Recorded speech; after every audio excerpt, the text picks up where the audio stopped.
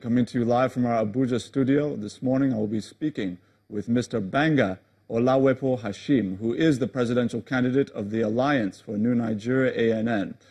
Sir, welcome to the program. Thank you so much, viewers.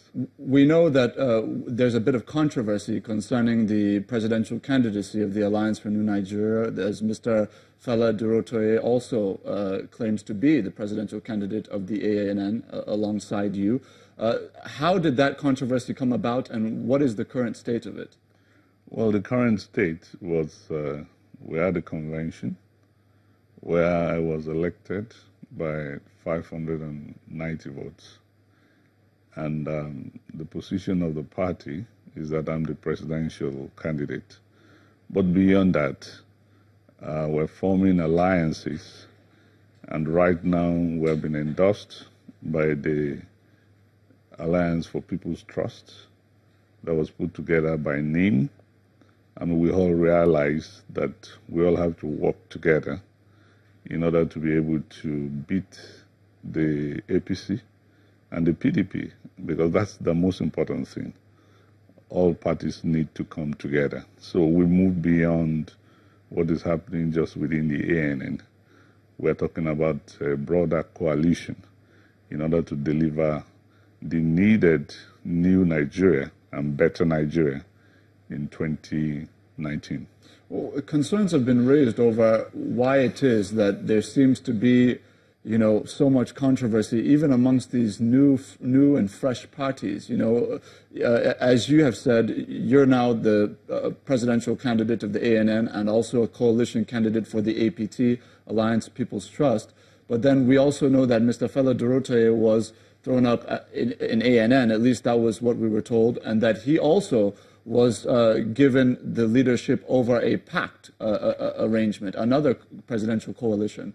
So in view of all of this, why is it that there is this kind of controversy between candidates, even of parties that are not established? Well, that's what democracy is all about, especially a fledgling democracy such as Nigeria.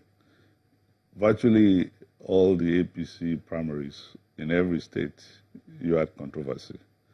Even with the election of Buhari, you still have about 3 people complaining that they were not given a fair chance to contest against him, blah, blah, blah, blah, blah, blah. That's democracy.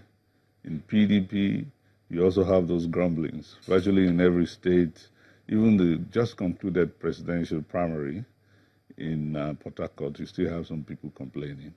And all this will go away as we move towards the election. And the democratic space will be well defined. That's what it is. So there is nothing unusual about that. And the most important thing is that the election is going to hold at polling units, not in the newspapers, not in the television, not on Facebook, not on Instagram. You have to cast your vote at the polling unit. And what we've done, particularly in our campaign organization, in the Benga Hashim organization, for the past 10 months, we have built structures at ward level, at polling unit level, that is perhaps bigger than any of these new parties that have influences and structures, even in existing parties. And we've not made a lot of noise about it because the structure that is powering our campaign is a very experienced structure. The same structure was put at the disposal of the struggle against military rule to establish democracy. And I was very active in that era. And we were able to send the military packing. So there's a lot of experience on this side that a lot of people are going to be shocked about. And I am very confident that we're put together a proper third force that will be able to challenge and take power from APC in 2019. There have not been a lot of focus on this, deliberately so. But I bet you that what I know about government is that the APC really knows what exactly is happening on the ground. Let's take a look at the issues. Of course, there are so many on the table. I want to start with the economy. As it is today, What do you see within the Nigerian economy that can be modified or adjusted to ensure that it becomes inclusive, to ensure that it grows at the rate at which Nigerians would be happy with it? Number one, a GDP of $510 billion is a small economy for 180 million people. That's the most important narrative that a lot of people have missed.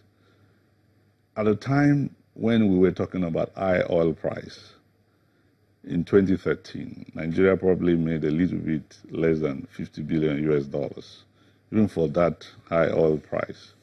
That same year, a company in Florida, Disney World, that trades in entertainment, made $47 billion revenue. So this is a Mickey Mouse economy. Nigeria needs to build $4 trillion economy within 10 years to be able to have an average per capita income that will compete to Malaysia, a country that we were at par with at independence. So that's the big story.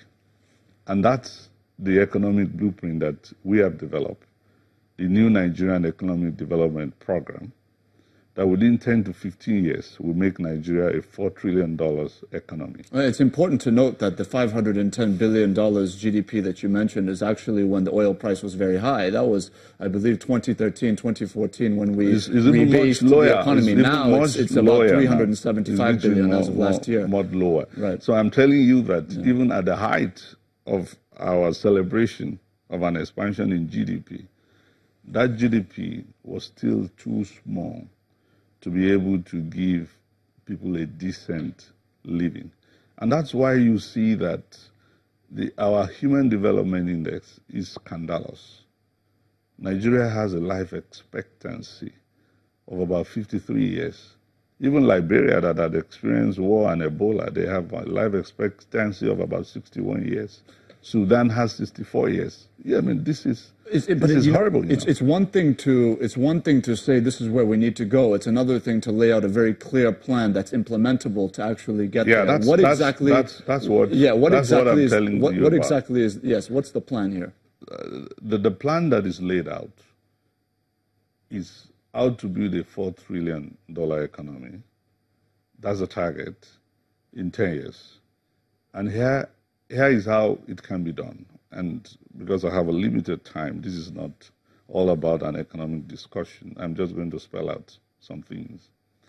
As a businessman who has done business for 27 years in the energy sector globally, in Europe, America, and I've invested everywhere in the world, I know what investors want to see for them to put money in an economy.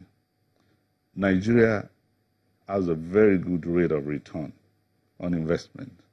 In the energy sector, it could be 18 to 24% return. Any investor will want to put money in Nigeria.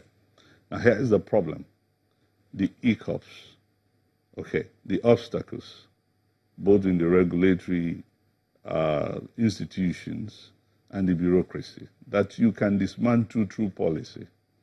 You have 78 trillion US dollars looking for where to bath in infrastructure investment, according to Oxford Economic Research. In 10 years, Nigeria can net even 10% of that, all right? Because Nigeria has massive infrastructure deficit, and Nigeria has got a high rate of return.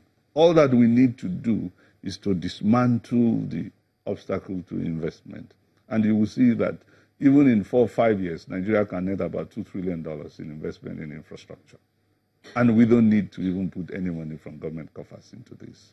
That's how you can stimulate growth. No. And there are other key elements in this new economic development project, which we're going to have time in the future, to discuss. But the most important point is that we need to expand the economy. The economy is too narrow, it's too small.